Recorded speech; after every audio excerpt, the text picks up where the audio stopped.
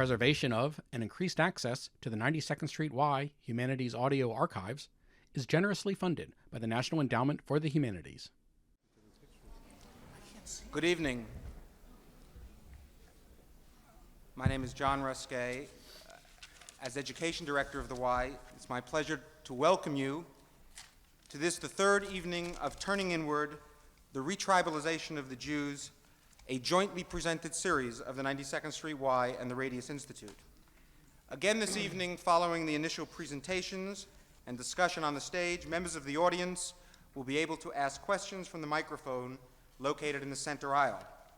At the conclusion of the formal program, coffee and tea will be served at a very informal reception, which will take place in the lounge to the rear of this hall.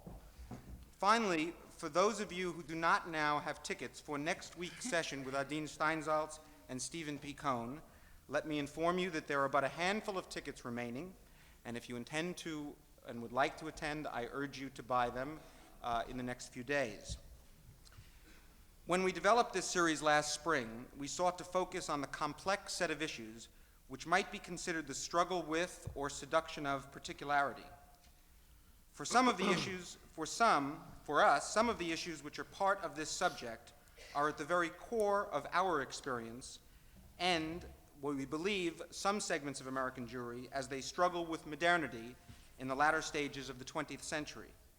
At our first evening with John Murray Cudahy and Irving Greenberg, we sought to analyze from different perspectives the concept of Jews as the chosen people. Last week, we were privileged to have Harold Isaacs and Irving Levine explore the merits and liabilities of ethnicity in a pluralistic society. The first two evenings have started and primarily focused on the theoretical aspects of this subject. Tonight, we begin with the personal odysseys of two individuals who, coming from different starting points, reflect at least some of the tensions and manifestations involved in turning inward. Our speakers this evening are Paul Cowan and Anne Roiphe. Both speakers have written major autobiographical works that have presented and shared their unique personal journeys with wide audiences. Therefore, my introductions shall be brief. Both of our participants are respected writers. Paul has authored several works, including Tribes in America, The Making of an Un-American, and most recently, An Orphan in History. A former Peace Corps volunteer, civil rights and anti-war activist, Paul is a staff writer for The Village Voice. Anne Roiphe is a graduate of Sarah Lawrence and the author of Digging Out, Up the Sandbox, and Torch Song. Various experiences, which she will discuss tonight, prompted her to write most recently Generation Without Memory, A Jewish Journey in Christian America. In addition, she is the author of several novels and scores of articles in numerous publications, including the New York Times. In a sense, the series we annually present with the Radius Institute often addresses the subject of ambivalence. The format is usually dialogues, for that enables us to present several positions on contemporary Jewish life without articulating a specific perspective. While I have my own share of ambivalences, it is particularly appropriate that this evening's moderator for this panel will be the director of the Radius Institute, Steve Shaw. Steve is a rabbi, but he is much more. Delighting in straddling dialectical positions, Steve brings together unique groups of individuals to confront or enjoy both the ambivalences and complexities of contemporary religion and culture. It is a unique talent.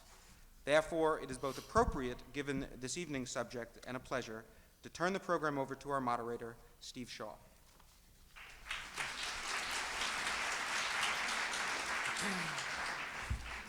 I think if I would ever get an award, it would be for ambivalence. I'd like to begin by telling you a story. As John has sort of blown my cover, I'm a rabbi. It's always been a great source of embarrassment to me. I've always felt that a rabbi should be much more than who I am. And I say this very realistically. The only way I get away with this is most rabbis aren't.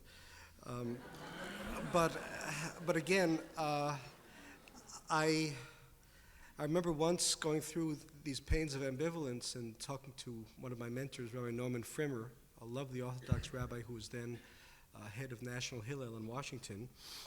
And I said, Norman, how can I, with all my problems with faith and my lack of real learning and, who I am as a human being, I'm just so ambivalent. How can I, as such an ambivalent Jew, really be a rabbi? And Norman, in his very fatherly and lovely way, put his arm around me and he said, Steve, there are thousands of ambivalent Jews out there, and they need somebody who really understands them. So that's why I'm here. But we need more than simply ambivalent rabbis, however good or bad they may be, to deal with the many dilemmas facing the Jewish people today.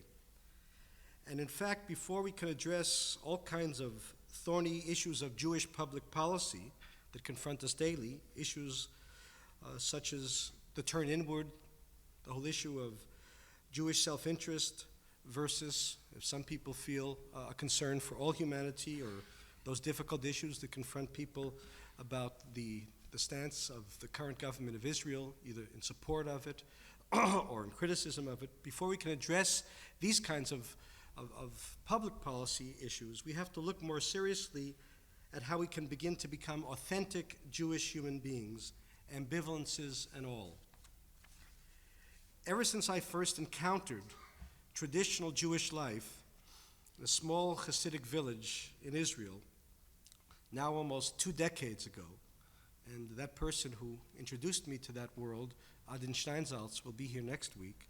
Ever since that time, I've struggled with how to reconstruct a worldview which essentially was shattered, not only for myself, but for most of us, generations before we were ever born. And I've been moved, therefore, by the very different inner wrestlings which our 2 speakers this evening have gone through and have fortunately recorded for all of us in print. Anne Roiphe's Generation Without Memory, A Jewish Journey in Christian America, defines the core issues and dilemmas that confront many modern Jewish intellectuals in a way which I find sometimes both painfully honest, but also beautifully incisive. Paul Cowan's own journey has taken him through anti-Semitism at Choate, intellectual WASP culture at Harvard, the culture shock of a Peace Corps volunteer in South America, and the tumultuous political and social upheavals of the 60s. His most recent book, An Orphan in History, Retrieving a Jewish Legacy, recounts the circuitous process of finding his particular way home.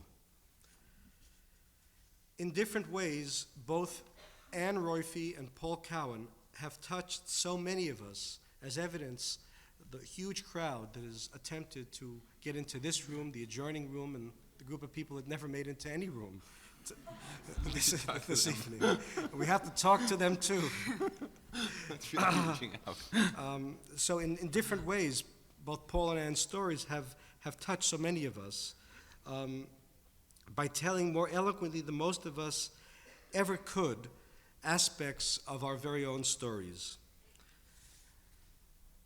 I'd like to introduce this evening's format by asking a question and giving each of our 2 dialoguees an opportunity in 10, 12 minutes or so to respond to the question, and then to pose 2 or 3 other questions, then ask Paul and Anne to question each other, and then to invite a few of you to share your questions with the panelists. First, I've asked them, and I've asked them to think about this in advance, simply to touch upon that event or events which were really the catalysts that caused them to really embark on the odysseys or journeys that have made them the personalities they are here, or at least helped them produce the books that they've both written, the last 2 books. I've also asked them to address how the inward turn, both of the Jewish community and of themselves in a way, has affected them. Have there been trade-offs in terms of their own inward journey that otherwise would not perhaps have taken place? What have been the the losses and perhaps also the gains of this very intensely personal process of turning inward toward finding their own roots and their Jewishness. What have been the rewards, as I've said, and what have been the losses? First, I'd like Anne Roiphe to address those questions. I will in just a second. I want to take one moment to discuss the title of the whole series, which was Retribalization. The word tribe, I think Steve picked with usual ambivalence, is one that the Jewish community usually reacts to very negatively. It does not mean Africans in the bush beating drums. What it does mean is a group of people who have a coherent past, present, and future, who share symbols, who share a sense of cosmic purpose. And in that sense, the word tribe is extremely important to me, and I think a very valuable one that I don't want to lose. In talking about how I began my way back towards the Jewish tribe, I have had to use words like I and me and my family.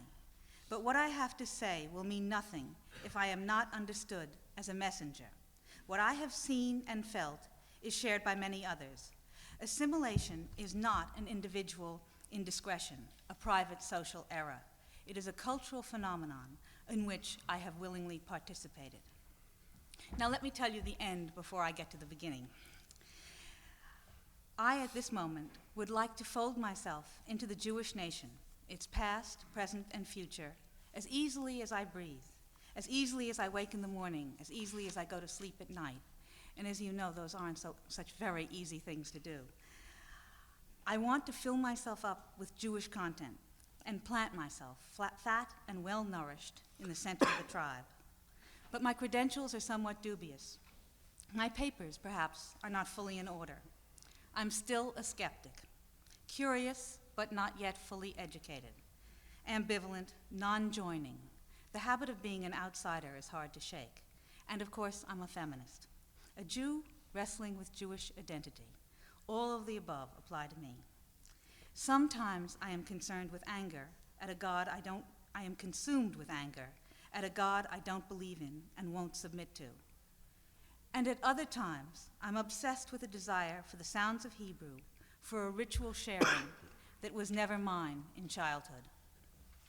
I am an assimilated Jew whose family, like so many others, was caught in the fast waters of American history, where money could be made, class lines quickly jumped, and a forgetting and ignoring of the intellectual and religious past became as common as pimples on adolescents, as fleas on dogs, as mayflies in May. I am with you then tonight as a complainer.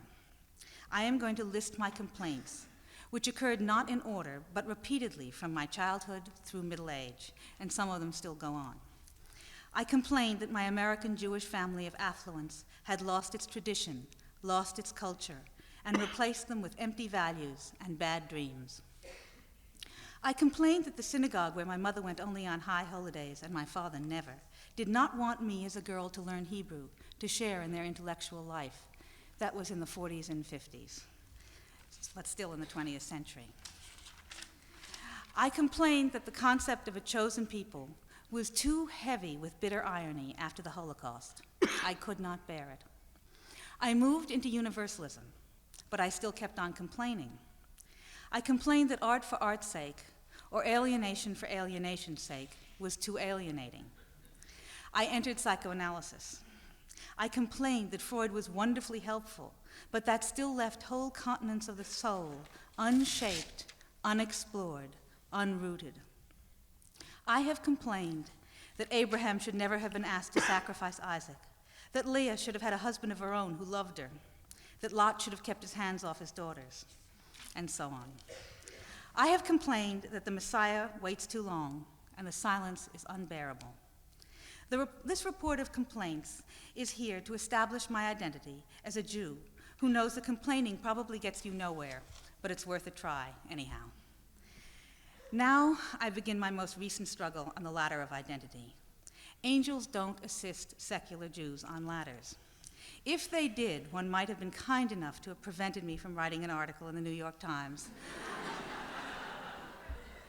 on being Jewish and having a Christmas tree.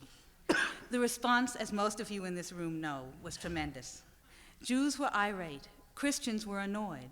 Only the assimilated read the piece as if it was an unexciting recipe for apple pie. I realized as I read through the pounds of hate mail we received from Jews whose profound love of their people exceeded their tolerance for differing religious and cultural ways of being, that I would have to put aside my complaints for a while and begin to investigate what had led me to the particular pale and insipid Jewish identity I then held. Now, in my first novel, a partially autobiographical, as most first novels tend to be, I told a story about my grandfather. In this story, the grandfather was a young man. He lives in a village deep in the heart of Russia. The Cossacks are coming. The people in the village decide to build a shelter to hide the women and children and camouflage that shelter with branches, and that the men will run through the fields and disperse in various directions when the Cossacks come. The Cossacks come, the women and the children are hidden, the men run through the fields, but the grandfather character waits, and he talks to the Cossacks and he tells them where the women and children are hidden in return for money to go to America and begin the family of the novel. This is a rather ugly story. It's totally fiction. I think now that I was looking for an original sin.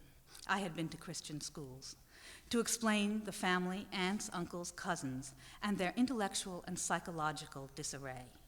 What the story was hinting at, what lay just behind my grasp, beyond my grasp, was that without the Jewish culture of the shtetl, without the ethics, the civilization of the classical rabbinate, without the poetry of the Hasid, the fervor of the Kabbalist, inventing means to enter paradise, without the rites of passage of person of season that remind the Jew of her part in the totality, in the history of the nation, its purpose in the world, without all or some of that in one's mind, the acid rains of modernism eat away at the core.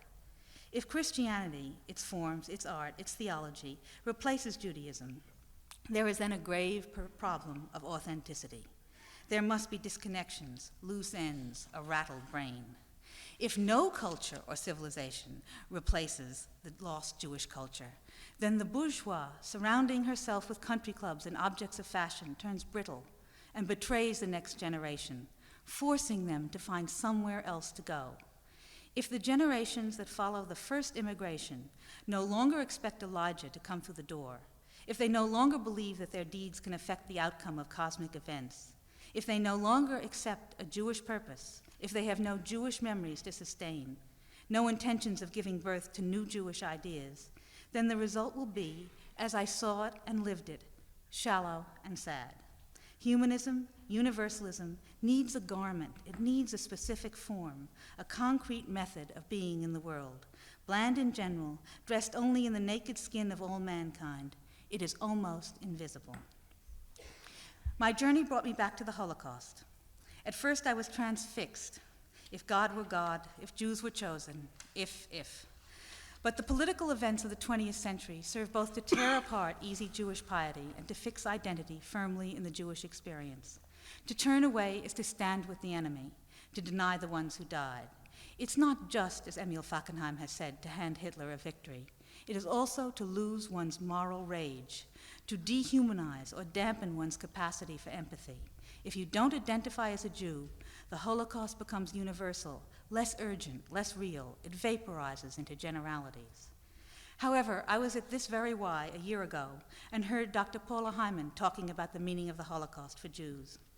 And she spoke of not making it the center of a new religion, of not obscuring the wealth and sustenance of the Jewish intellectual and ritual tradition in a single morbid focus. I think she caught me just in time. I was about to get excessive. The Holocaust can be a point of Jewish reentry, but it serves better at the entrance rather than the entire house. I have found such pleasure in reading Hasidic tales, in being told Jewish jokes, in listening to Jewish politics, Zionists, socialists, anarchists, the lot of them, gasping for air at the turn of the century. The lament of Jewish history is central to its potency. Temples are destroyed. The galut forms and reforms, but lament is balanced by celebration. I don't mean just redemption in Israel or the gratitude for the Torah that was given at Sinai. I mean the more prosaically better suited for my essentially secular mind, the the wonder of peoplehood, their words and stories, the Jewish content. All right, what started me on this journey was a need to enrich, to expand, to not just live in history, but to understand its effect on me, and to make for myself conscious choices to belong or not to belong. I am self-conscious here tonight, and I use the word as a pun, because I care so much about belonging. That was all written. I will go on for a moment on this question of trade-off. I think that for me, coming from an assimilated family, there is no negative trade-off.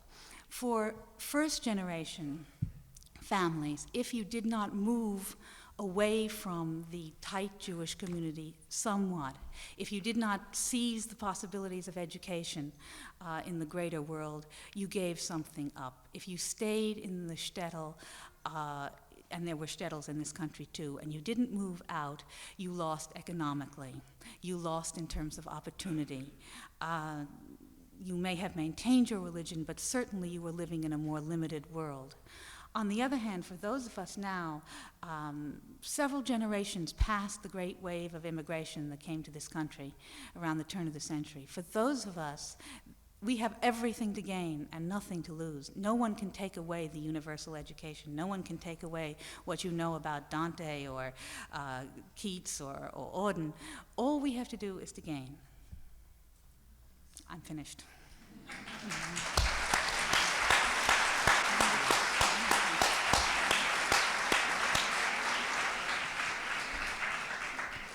Paul Cowan. I think probably in a certain way my journey is more linear, although it involves a lot of different odd pauses. In the first place, I think I've probably always had a religious cast of mind and not a secular cast of mind. But when I was a child, I grew up in this entirely assimilated family where we had Christmas and Easter and not Hanukkah and Passover, and where I was raised by usually by Christian nursemaids. So at that time, my religion took the form of Christian prayer, and then when I went to this boarding school, Choate, there was a mandatory chapel there, and so that also took the form of Christian prayer. But there was, except for a period of what I would call sort of passive atheism when I was in my 20s and very involved in the New Left, which was a religion in itself, there was no time that I don't think there was ever a time that I didn't think of myself as a rather spiritual person. So I think in that way we probably differ in some respect. Steve asked for a point where our Jewish journeys began. And I would say that my journey began with this contradiction of living an outwardly very assimilated life and having a mother who was totally obsessed by the fact of the Holocaust to the degree that she would, if I went into a room and my hair looked like this, she would ask that I brush it up because I looked like Hitler. We lived on Park Avenue. My father was president of CBS Television. My mother had inherited a lot of money from her father, who owned the Spiegel mail order houses. But she would tell me to learn a trade and not a profession in case the Holocaust ever came to America. And she would also urge us to work. My sister Liza's here too, so she'd urge Liza and me and my sister Holly and my brother Jeff to work in the civil rights movement or the peace movement or fight anti-Semitism wherever we saw it, all in the name of the 6 million dead. So that was a very interior Jewish reality that made me aware that I was a Jew all the time. And my father, I knew that my father had an Orthodox Jewish father named Jacob Cowen, and that when he was 21, my father had changed his name to Louis Cowan, and that my father had had a rift with his grandfather, which caused him to never see Jake Cowen again. So I was always haunted by this question of who my grandfather was. My father wouldn't talk about it. And throughout my childhood and really my until my parents died, that was one of the primary questions on my mind. I don't know how many people here haven't known a relative or adopted, but if that's the case, you're just obsessed with wanting to know more about this thing that's been forbidden to you. Also, my father's face was not only a very traditionally Jewish face, but he would take on expressions that stayed with me, that were sort of time bombs in my brain. For example, my mother could serve bacon or ham, and he wouldn't care. But if she served pork chops with the word pork in it, his face would blanch. Or when I was a kid, he would take us down to the Lower East Side, and we would buy bagels and lox and Holly. And one of my sister's names is Holly. And I would just always remember that, what we were doing. And then he'd see the Hebrew signs on the walls there, and he'd tell me that as a young man, he was pleased that he could still speak Hebrew. And I never could ask him why, how he'd learned to speak the language, but I think I must have realized there was some connection between his childhood and his ability to read Hebrew now. Finally, on Christmas Eve, he would always read us the Christmas Carol. We always had Christmas at home. And I don't know how many people here have read the Christmas Carol, but it's boring. And especially if you're eager to wrap your presents and get under the tree and get to bed and get your stocking in the morning. So my brother and Jeff and Holly and Liza and I would all leave the room by about page 6, and my father would look very hurt. And it was a family joke. It took me a long time to realize that Christmas wasn't his holiday in any way. It was a chance for him to bestow presents on us, who I think he saw as Jewish wasps. And when we left the room, it was as if this family that he was raising, but he didn't quite understand, was really turning our backs on him. I think maybe in somewhat the same way as he had turned his back on his father. So that was why the expression on his face was so pained. So I would say that my journey really started with those very early childhood experiences, and it was propelled by a lot of anti-Semitism. I won't go into the stories of anti-Semitism at the school choke, but there was a great deal. I was called a kike a lot and stuff like that. And it made me realize that there was no way that I could hide from being a Jew, that I had to find out what it was to be a Jew. Well, I went to Israel in 1961, and that was very satisfying to me. It made me feel much more comfortable and confident about myself as an American Jew and really as a member of a more extended family, but it didn't cause me to become religious in any way. I mean, I didn't think about religious Judaism. But at the same time as all this was happening, something else was happening in my life. When I was a child, my family, as I say, had a good deal of money. My parents were both monogamous and had traditional values. So we had grandparents who lived in Kenilworth, Illinois, who we visited every Christmas. So it seemed as if everything in our life was really imperishable. And then sort of suddenly, one thing after another began to perish. First, my father, who had, we'd always thought of as a child, as children, as sort of a person who would have endless successes because he'd invented the Quiz Kids, Stop the Music, $64,000 question, and then become president of CBS Television. Suddenly, through no fault of his own, he got caught in the quiz show scandals when a show called 21 that he didn't produce, and a man named Charles Van Doren, who I don't think he even knew, and the show was on NBC, it became public knowledge that they were rigged.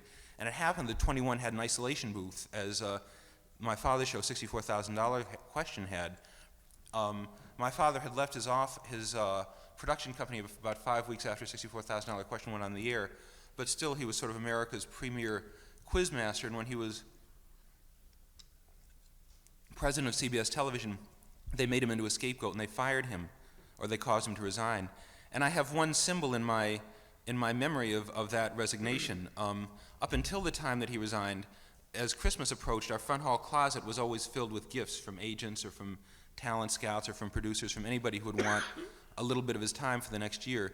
The year that he was forced to resign, there were no presents at all in our front hall closet. So that was just one, and before he was forced to resign, the phone rang all the time for him with big shots, and celebrities were always trooping through the house.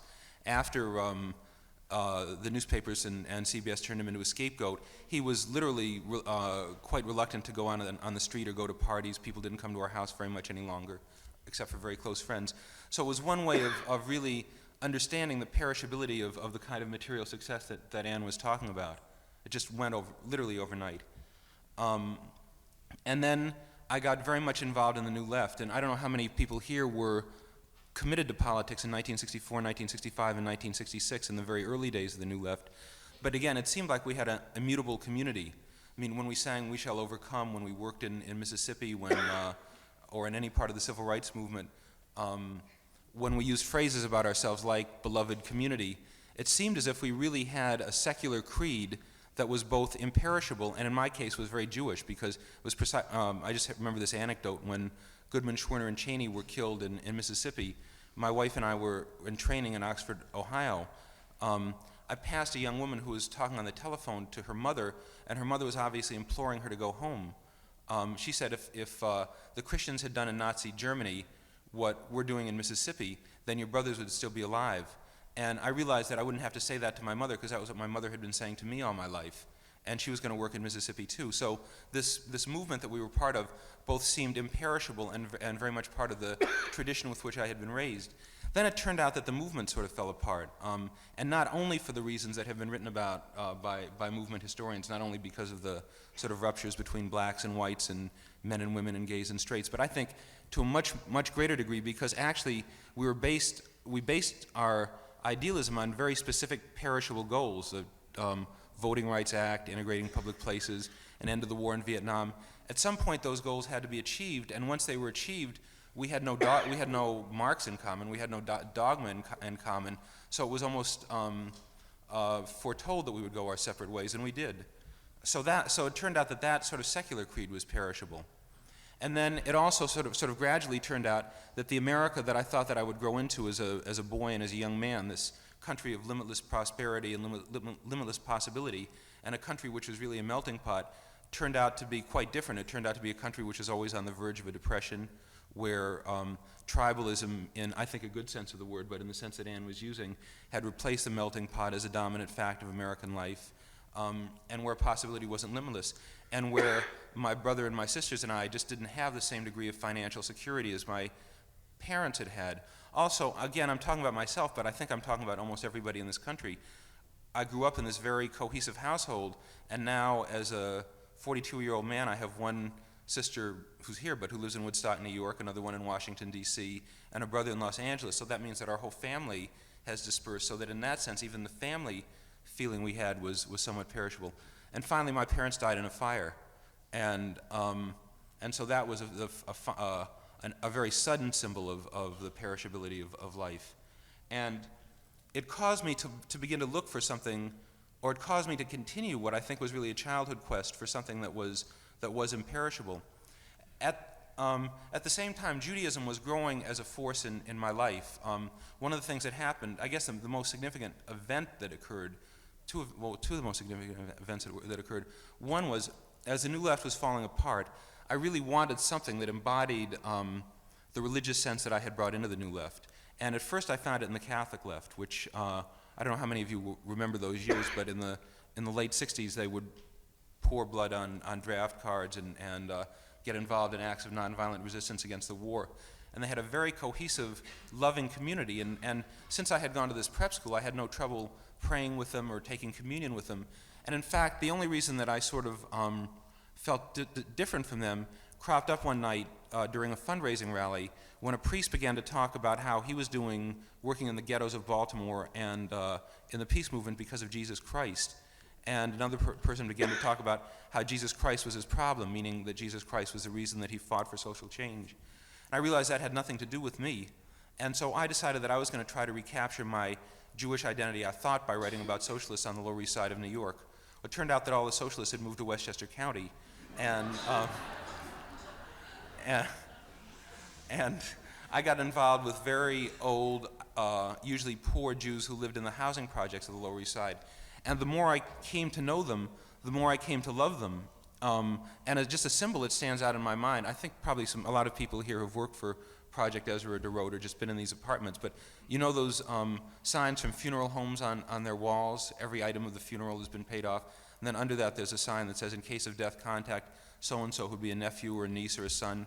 And then you'd ask the old person, when was the last time that so-and-so visited? And they'd say not for 2 or 3 years because they're just embarrassed and scared to come down to the Lower East Side. Or people would ask me not to write about them because they didn't want their children uptown to know, to have their friends know that they had a mother or father who was still living on the Lower East Side.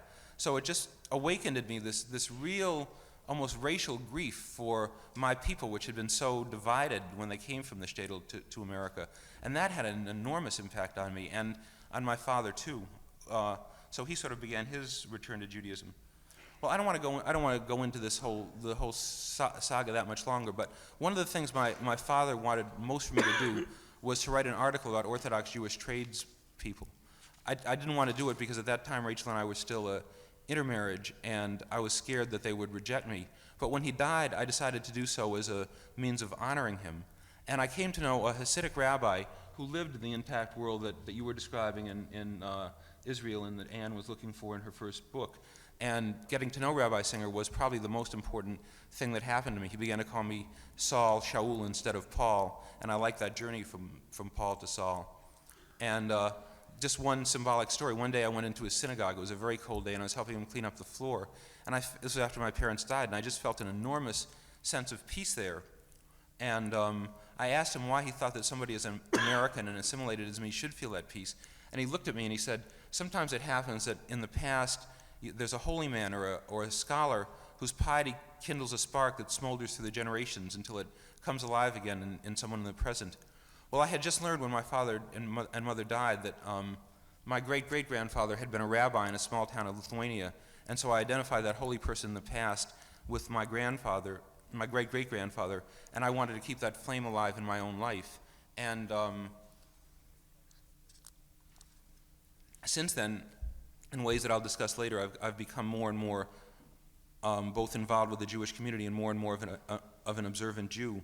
And I think it's really because it satisfies this need for religion, for an imperishable set of texts and an imperishable community, for a community that exists both in the present and exists in historic time. It satisfies all those things in me. It helps me be part of an extended family. And finally, Steve, I think for me the trade-offs are very, very minor. It may be that there's not that there would be an article that I would want to write on Saturday that I couldn't write because I don't work on Saturday. Sometimes I'd like to eat a cheeseburger. I'm really sort of trying to think of the.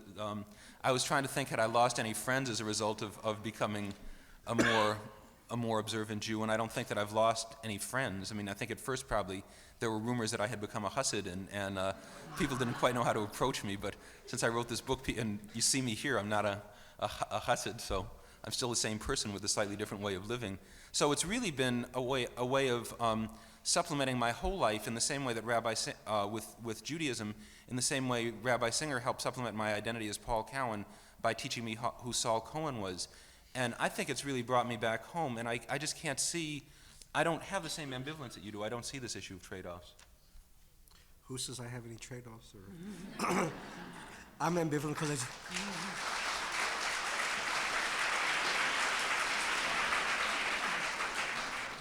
I'm ambivalent because I can't get everything that I want. That's what. I'd like to question both of you further on something which has struck me in different ways about both your books.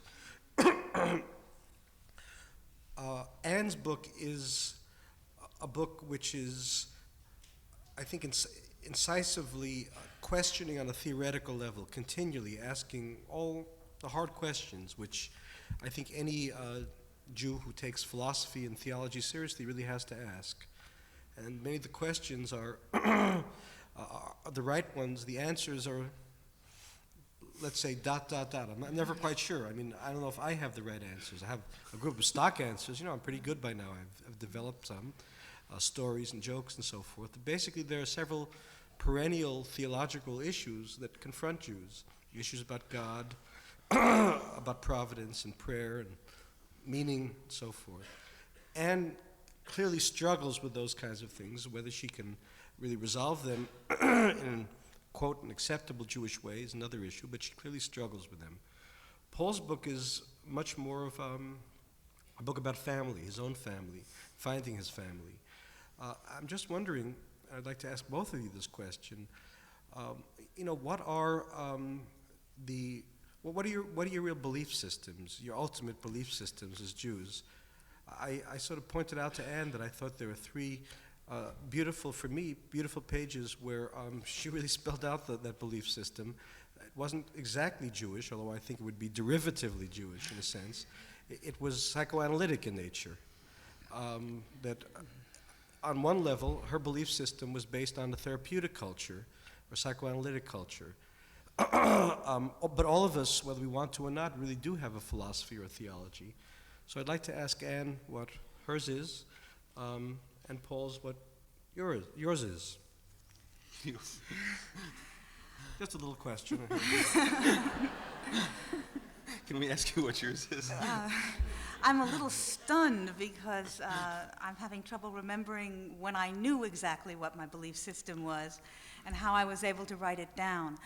I think the central piece in my belief system is that my belief system may change, that I am not certain of many, many things. I don't easily make leaps, even when I would like sometimes to make the leap. The ritual in Jewish tradition, which is something I feel about, as probably many people in this room do, is essential to the continuing of the Jewish people, which is something I care about a great deal, becomes difficult for me because it requires words that have meanings, and sometimes I don't agree with those meanings. Now, many people who have been brought up in Orthodox or conservative homes have exactly the same kinds of ambivalences and concerns about these words that I have, but they can accept them because they were a part of their entire life, their entire memory system associated with people they love. For me, to say something I don't believe is immediately dishonest and a terrible sin in my own belief system. So I have to constantly struggle with what I call the problem of authenticity. And this is how to be as real always as possible. How not to try to fake it. Now, this is true also of the feminist bloc in my belief system, which is a very important one. It means what we've learned as feminists is that to pose, to pretend to be helpless when you're not so helpless, to in any way accept things about yourself that are not true is very dangerous. So holding to that idea, when I apply that to a Jewish identity, I try very hard not to do anything that is not absolutely authentic. Now, what is authentic changes and grows because an open belief system is always developing. The Freudian therapeutic part of it, I will just answer for a minute. It's not so much a belief system as it is a commitment not to be afraid of what's really there, which is, in a sense, why I had to write the book in the first place, because something was there. It did scare me. I was concerned about it. I knew there was trouble for me in the whole subject. Therefore, that's exactly where I should look. That's exactly where I should go. Where it's hot is where you belong. That's not a comprehensive philosophy or theology, but it's, what is it? It's the beginning rungs of a ladder.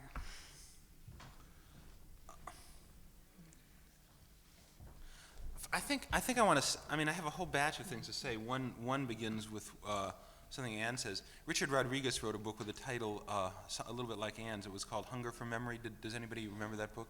And I feel that hunger for memory in myself. I wish that I'd had a father who went to shul every day, so that I would have the memory of playing, or that there had been that time my mother could have gone to shul and sat in the same place. Because I would love to have the memory of playing with one of my parents Talaisim or hearing Hebrew as a very little boy, so that the words that I hear in shul now, I mean, I think very much of any religion is memory and is the refraction of memory into the present. And I just haven't got it. And I'd say it's a thing, I would say that it was a thing that I missed most in life, except that a lot of people who have it seem to feel it as a terrible affliction and want to run away from it. And so possibly there's no way of so possibly there's no way of winning, or that maybe there's no way of losing. As far as a belief in God is concerned, I actually have a very private belief in God, but I don't ever think of God as the being that created the Holocaust, or that killed my parents in a fire. And I've begun to, ever since Steve asked me this question on the phone, I've wondered whether this was a serious disjunction in my thinking. I don't know. It's just not something that's there. I mean, as I said when I was talking before, ever since I was a little boy, I've prayed to some deity, and now I go to shul for morning minyan a lot, and I find myself everybody else is reading the Amida or doing something in Hebrew. And that, as I say, doesn't echo very welcomely in my ears. So sometimes I find myself going back to those childhood prayers and praying to this very personal God. But I don't feel the kind of anger that Anne was talking about. I think that I see Hitler as the person who created the Holocaust and not God. And I see a television set as the force that created the fire that killed my parents and not God. I mean, a lot of people would find that contradictory, but it's just that is the way I feel about it. As far as ritual is concerned, I can the way that Rachel and I began to inject ritual into our lives, it occurred when our kids were very young, and it was about 1975 that open marriage was very much of a fad, and a lot of marriages just couldn't stand the burden of both feminism and the sexual revolution. So that a lot of parents of our kids' friends were getting divorced, and our kids would come home and they would ask us to promise that we wouldn't get divorced. And we had already started a Jewish school for the kids, but now we began to light Friday night candles because that was like a way of symbolizing or embodying the permanence of our marriage. Well, I guess there must be here a lot of people here who have begun a ritual and taken a long time to become comfortable with it. At first, it seemed bizarre to put this thing on my head and say these words that I didn't know and light some candles. But so it took about 6 months just to be able to claim that one. And now it seems almost impossible not to do it.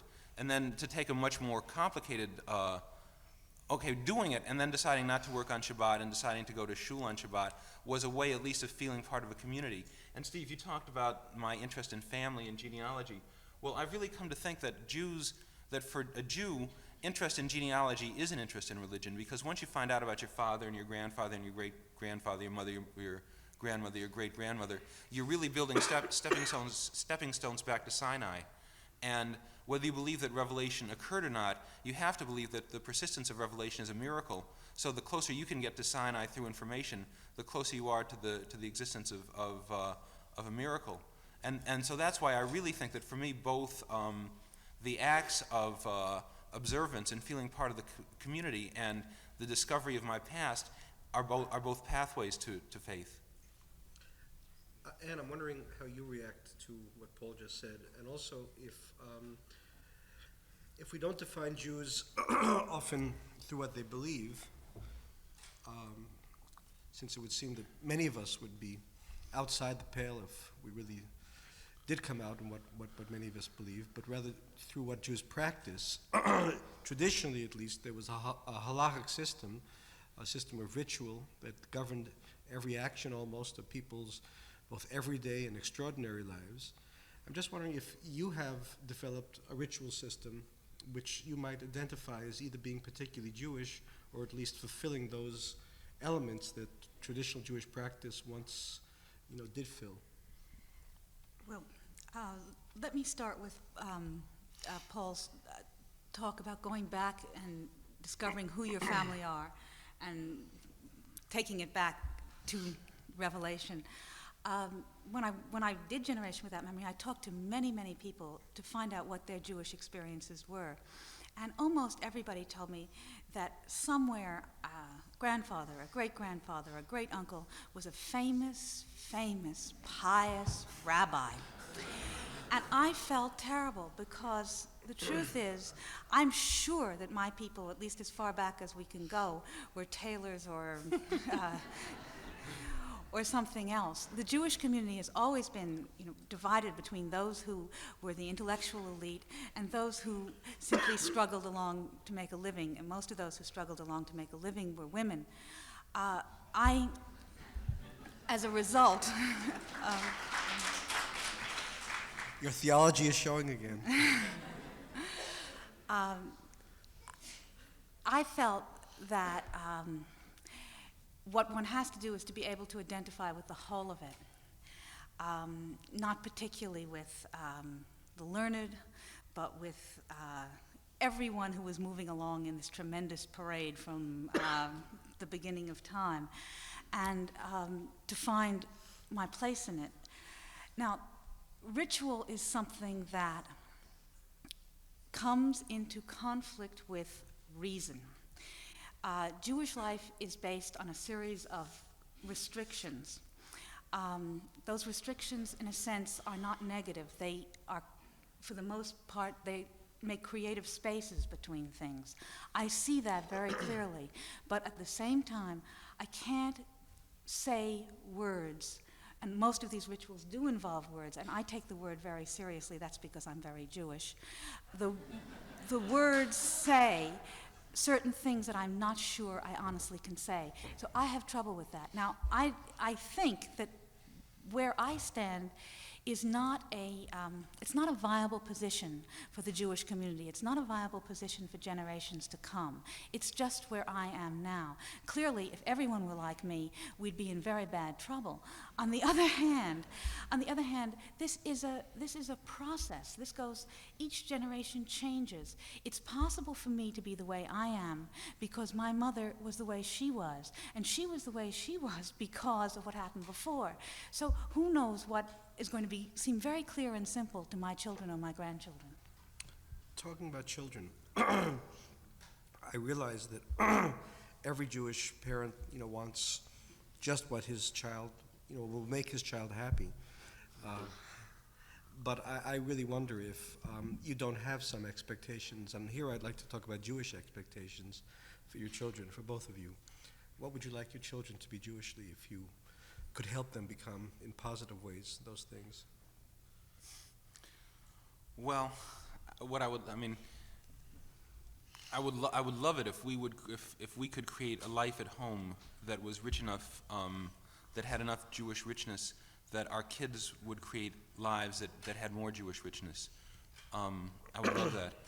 And I feel very invested in it, but it also frightens me to feel very invested in it because at this 92nd Street Y, Rachel and I teach workshops with intermarried couples, and one of the things that we see all the time is a tremendous rift. I mean, one of the things that we see all the time is that the people who intermarry and sometimes the people who turn their back on Jewish life the most dramatically come from Orthodox families as well as from highly assimilated families. So I think, and their parents get so invested in how the kids come out that finally the child's behavior defines the parent's life.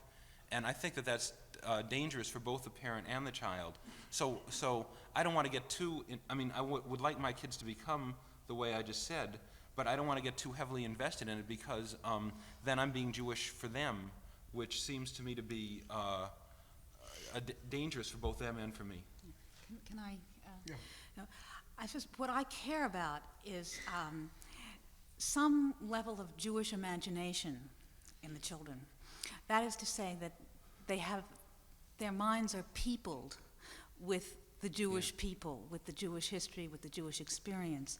How that works itself out in terms of ritual, in terms of who they marry, in terms of what will be required of them in the world that they're going to have to live in, I certainly don't know, and I certainly wouldn't want to demand anything of them. Just to have Jewish content in their lives seems to me to be a simple and yet very complicated wish. And I actually want to add one thing to that. I don't know whether you found this, Anne, but for me, one of the most difficult, one of the most happy, but also, I don't know whether difficult is right, one of the most time-consuming aspects of making the kind of journey that I've made has been changing the axis of my year from a secular year to a Jewish year, and the axis of my week from the one I grew up with to one where Shabbat really is the crown of the week. So that, for example, it took me a long time to cease referring to Rosh Hashanah and Yom Kippur as the Jewish holidays and to refer to them as the holidays, which I'm sure is true of a lot of people here. Well, I would like it if somehow we would live a life that would enable our kids to see the cycle of the year as the one that we're trying to create for ourselves. Very good. Can I ask a different kind of question? To what extent does an admittedly voluntary community, meaning the American Jewish community that all of us are part of, a community which doesn't have formal sanctions, doesn't have policemen, doesn't really have courts you can drag people to get them to do things, be they granting someone a writ of divorce, a get, or making someone observe the Sabbath or keep kosher and so forth. Our community doesn't have those formal sanctions, whereas traditional Jewish society often did.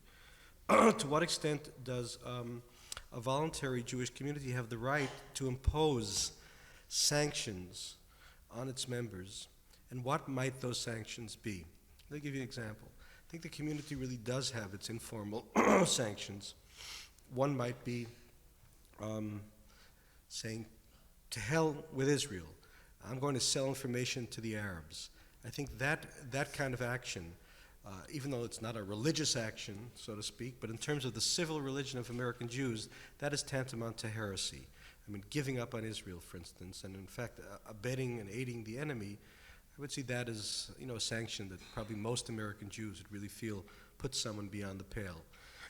In an odd way, I think the community imposed its own sense of sanctions on each of you, at least initially, several years ago.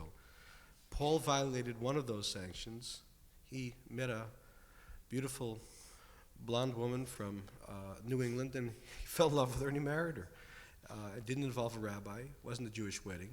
He was intermarried. They loved it. So he violated what probably still is a dominant community sanction.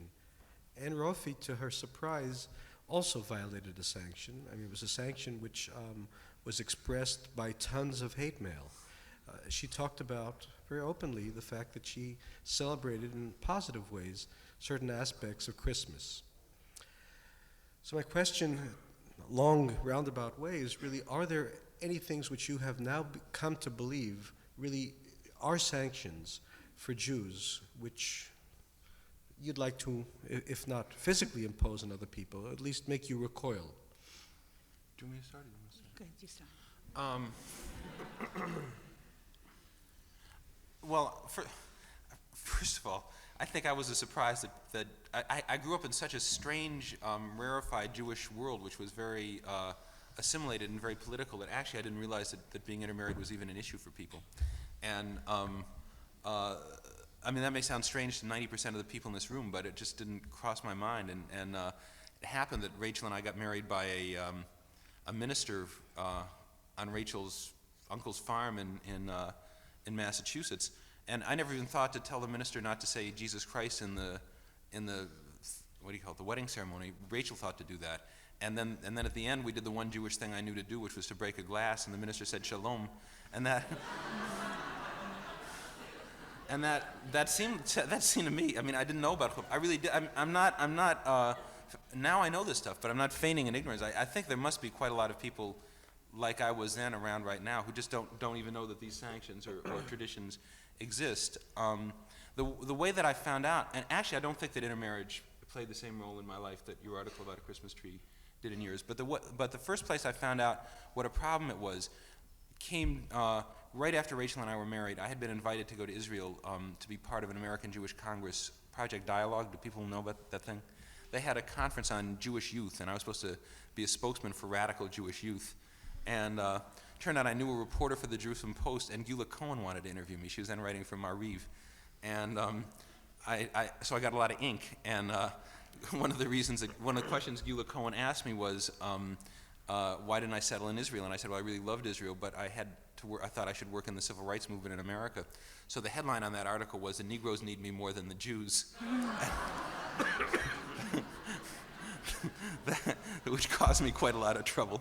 And then, but also Gula and this Martha Meisel, who wrote about me in the Jerusalem Post, made a big point about Rachel's and my being an intermarriage. And a lot of people in Israel were critical of us after that. We were hitchhiking around the country.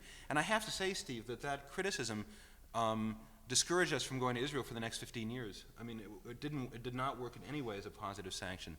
The one thing that was positive there was the fact that an Orthodox couple invited us to their home on a Friday night and just shared Shabbat with us, which sort of remained in our memory as an important thing.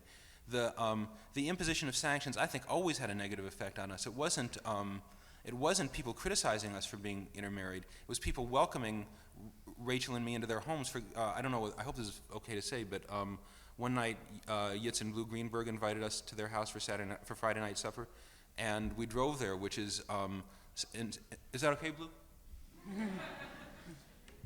Anyway, in strict terms, that's a violation of halacha, because you're not supposed to cause another Jew to to violate halakha. Well, that night was enormously important to us, and the fact that couples like the Greenbergs, who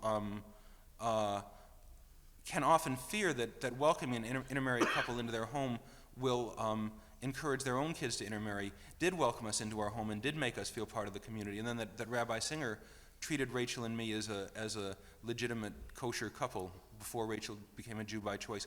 All of that was much more important to me than sanctions. It was all the signs of welcoming and openness in the community. Every time the community would say to me that I was wrong for doing something, that I had to observe this, that I had to observe that, I'm a proud person and I would bridle. So that's really my answer, that Judaism really has to be an invitation and not a set of obligations. Also, the very idea of sanctions, makes my hair stand quite up on end, and it is already, as you may know, somewhat up on end.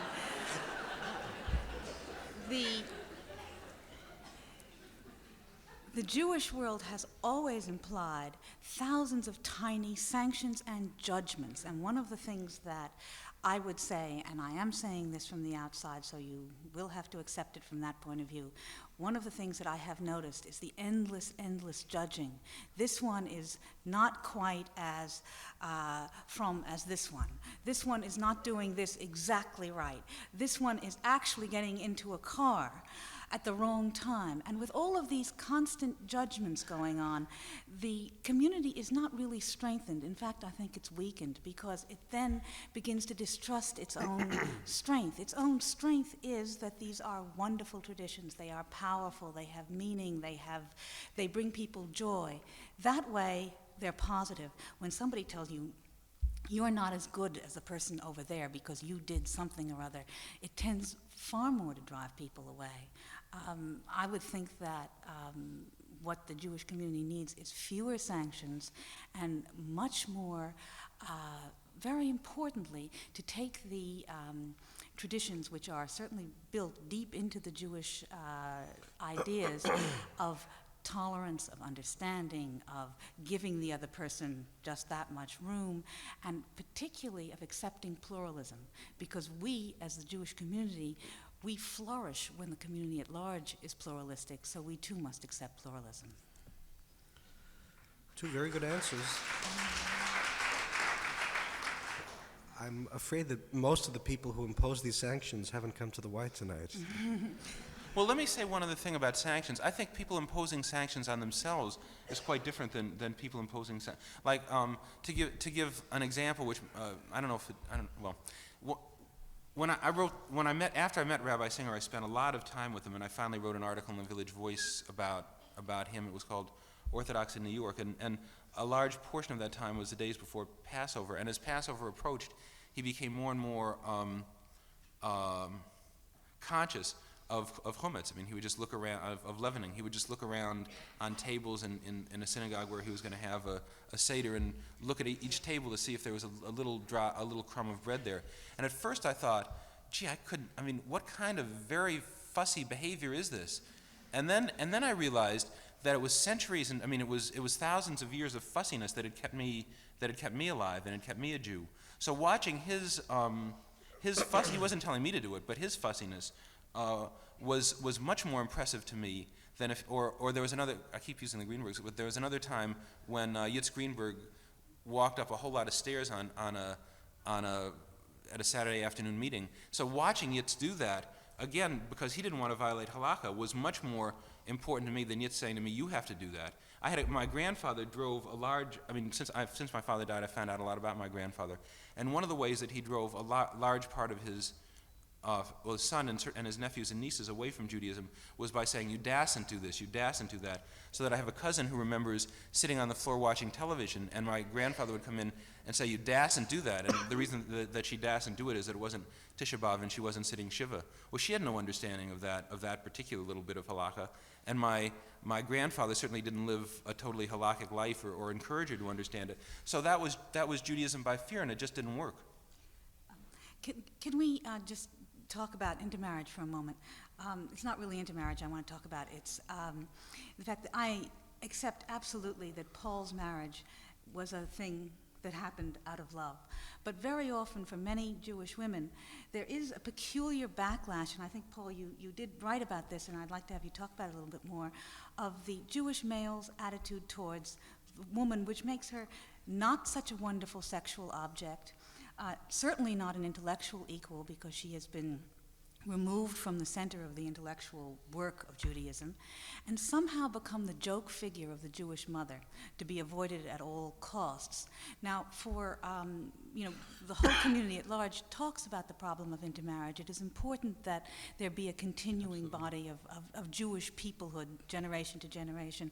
One of the ways that, one of the things that's important that we discuss is attitudes towards women and how they can be made to be at least as appealing as other women. Yeah. I would like, and I'd love to have you talk about Marjorie Morningstar. Or Shirley's. Well, first of all, I sort of want to put it in a slightly, even though I think that that what you're saying is correct. I mean, I agree with what you're saying. I also want to put it in a slightly broader context, because for me it was our attitudes toward Jews' attitudes toward ourselves, and not just toward Jewish women. But the thing that Anne is talking about, I think actually the up until I was about 15 or 16, I dated exclusively Jewish girls or young women. What do you call somebody who's 15? Can you say, I don't know. Anyway. Look, Paul, I mean... Then I got to be 15. Well, Adine Steinshaus, who's going to speak here next week, was telling us that the perfect age to read Freud was at 10, so I don't know. Now I've sort of lost my sense of age. Anyway, when I was 15, and the reason that that's a good age to read Freud is because you haven't reached puberty yet, so you could have a pure intellectual enjoyment of Freud instead of having emotional entanglement. Right. So. Okay, so when I was 15 or 16, two things happened to me, and I think that they're both relevant to the question to intermarriage. One was I encountered this fierce barrage of anti-Semitism at Choate, which decreased my own self-esteem as a Jew, and I also began to read a lot of Jewish literature, or a lot of literature in which Jews were negative figures. One of them, which didn't involve women, was The Sun Also Rises, where Robert Cowan, do people know who he is? Well, in The Sun Also Rises, he's a boxer who can't fight, who doesn't ever fight, who gets bored at a bullfight, and who's sort of a figure of fun for Jake Barnes and Bill Gorton and all the characters who you really like in the book. So as a Jewish man, Robert Cowan was just a person I didn't want to be. Or, I don't know, if people here read Norman Mailer's short work of fiction called Time of Her Time. Well, it's a story about a Catholic bullfighter who is able to help a Jewish NYU student achieve her first orgasm. How? Read the story. Or organize either read the story or organize a different panel, but I don't know that.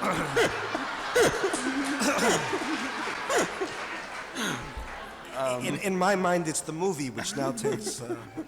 Marjorie Morningstar. Okay, I'm going to go to Marjorie Morningstar, but there's an off-stage character in that named Arthur, who is passive and who cannot make the same woman who achieve a climax, and who's a Jewish man.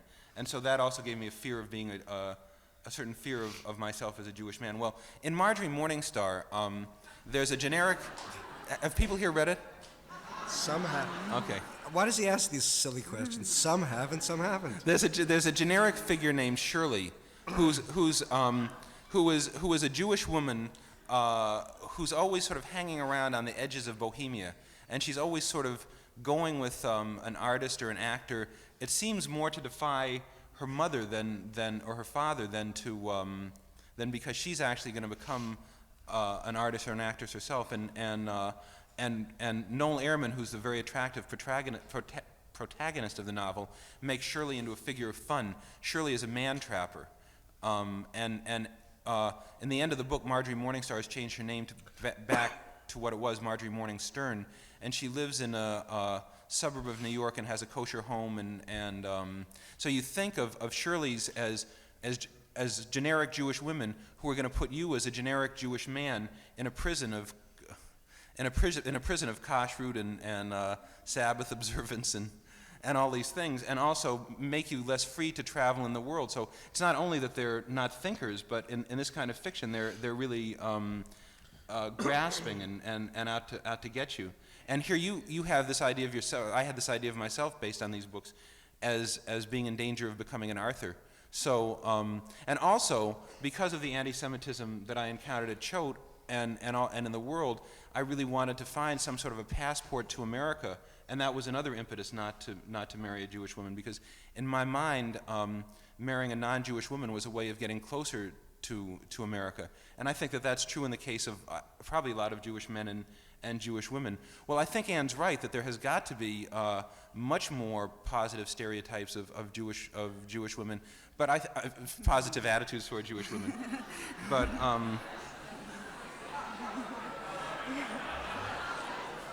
what am I saying? That's what happens when you read Freud after 10. Or anyway, there has to be more positive attitudes toward Jewish women. But I think that the broader context is that there has to be a much more positive attitude toward Judaism, period. Because then a kosher home won't seem like a prison, and Marjorie Morningstar's desire to change her name to Morgan Stern won't seem like a reactionary act, but will seem like an act of some quality. And I think when Herman Wouk wrote that book, he wrote me a letter about my book, my rendering of his book, and he says that he perceived Marjorie Morning Stern as a positive figure, whereas I, as a reader, perceive. I mean, it's just so. But he didn't portray her as a positive figure. So that there has to be some way of portraying people who are Jewish women and Jewish life as something that's attractive rather than something that's imprisoning. Well, the nice thing is that we're not in the 40s or the 50s when those books were written, even the 60s. Somehow we're at this wonderful moment now where all of those images of Jewish male, of Jewish female, they can be done again. They can be reshaped, and that seems to me to be the exciting Thanks for task listening. of the moment. For more information on the 92nd Street Y, New Before York, we open and up all of our questions, programs, to please visit us you at crowded into the 92ny.org. Perhaps Paul and Anne have one or two more things they'd like to ask of each other.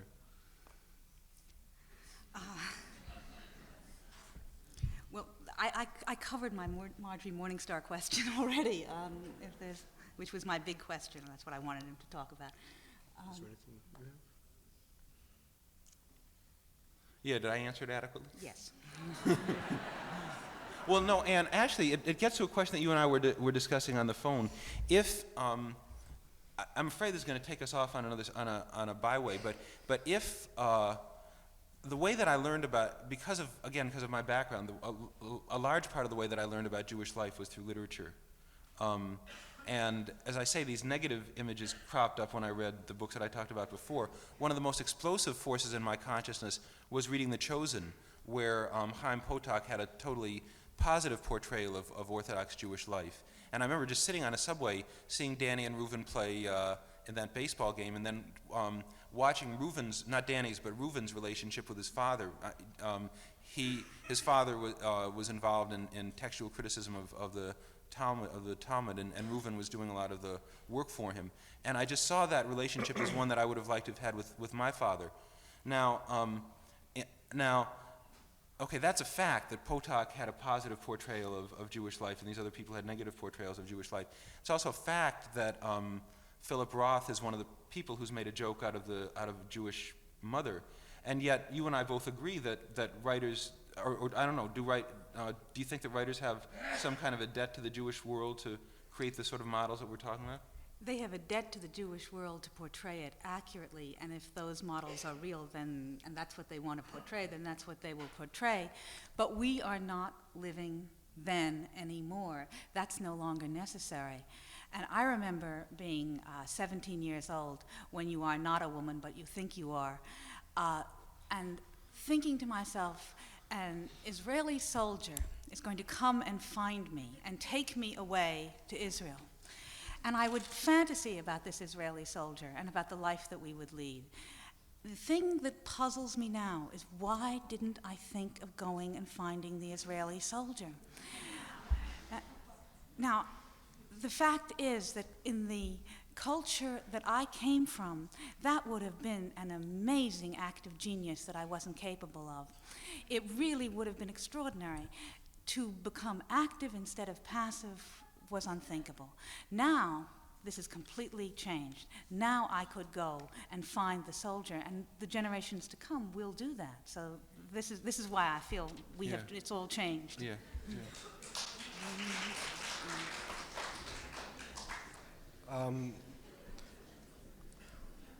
We're open now for a few questions from the floor. There are 2 microphones.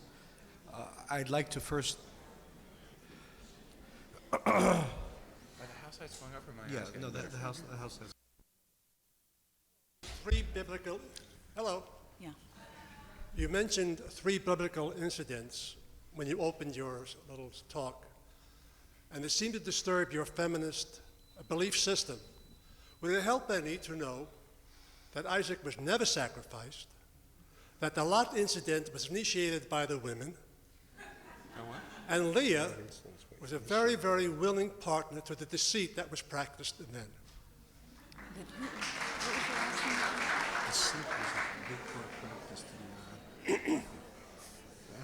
I didn't hear the last part. I said that Leah Yeah, I heard. was a very willing partner in the deceit that was practiced on the wedding night. We could talk about this forever, but the very fact that Isaac thought he might be sacrificed, that Abraham went through the emotional terror of having to make such a decision, seems to me to be a terrible, terrible injustice. When I think of how I would feel if I thought I would have to kill one of my own children, it is overwhelming. That's not a feminist issue. That's just a general complaint. Second of all, the question of Leah, it was said of her, perhaps, that she went along willingly, but with a little imagination and a little empathy, we can feel how sad it was that she even had to pretend to go along with it. I mean, the wonderful thing about all this material is that we can make it rich again in each generation by applying our own particular lenses to it. It's not serious in the sense that we're not talking about an absolute truth. We're talking about what we can get out of it by turning our modern eye on it and turning it around in different ways. It's true, we could go on all night. I'll stop there. Thank you.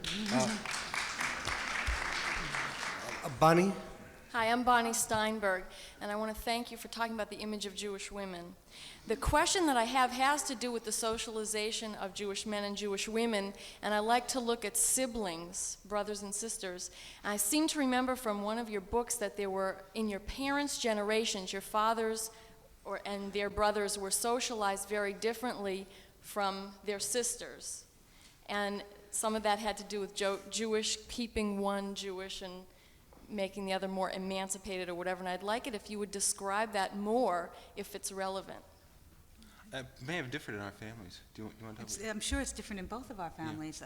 Do you want to answer it? Sure, but I don't know if Liza wants to add to this. In our family, my brother and I were both, that wasn't really an issue. My brother and I were both urged to go to a boarding school away from home, and my parents didn't make any issue of the fact that we would marry non-Jewish women. It just didn't exist as an issue. My sisters, particularly, I think Liza, particularly Holly, was obliged to stay at home. She wasn't. We would go to Martha's Vineyard during the summer, and she wasn't allowed to stay on Martha's Vineyard. She had to be in a much more protected area of summer camp. And she says anyway that my parents used to say to her that she should marry a Jewish man. My father, I think, expected Jeff and me to succeed in the world, and that was one of the reasons that we went to this boarding school, so that we could get corporate boardroom manners. And it didn't matter to him as much if the girls in our family succeeded in the world. So there was a Jewish standard, and a Jewish standard, a double standard. And I think that. And it may have been a Jewish standard at the time, but the reason that I had Jewish in my mind was that it caused my sister Holly to become much more aware of Judaism at a much earlier age than I was, to have a much greater appetite to become an observant Jew at an earlier age than me. And I think that was one offshoot of this double standard. Do you want me to answer this? Well, my brother is a very remarkable person. He's a linguist who knows almost as many languages as they spoke on the Tower of Babel. He rebelled against the emptiness of the family culture by becoming more Jewish after his bar mitzvah. He learned Yiddish fluently, which was unheard of in my family. He learned Hebrew. He went towards the Jewish culture earlier, but remember, it had great rewards for a male at that time. It offered him an escape that was not available to me because I was shut out of the learning. So it was really totally, so as far as being Jewish is concerned, there was a double standard in both families. Well, it wasn't the standard in the families that was different, it's the standard in the world that was different. Yeah. Yes? My name is Diane Azer. I'd like to query Ms. Roiphe on a piece of terminology that she used. I'm a product of an intermarriage myself, Sephardic and Ashkenazi. I didn't mean to be funny. I didn't know that was funny. And I don't understand what the phrase, the Jewish nation, means. I see it as non-existent. You used that phrase earlier. Yes, I love that phrase. What does it mean? I will explain what I mean. I mean all of us.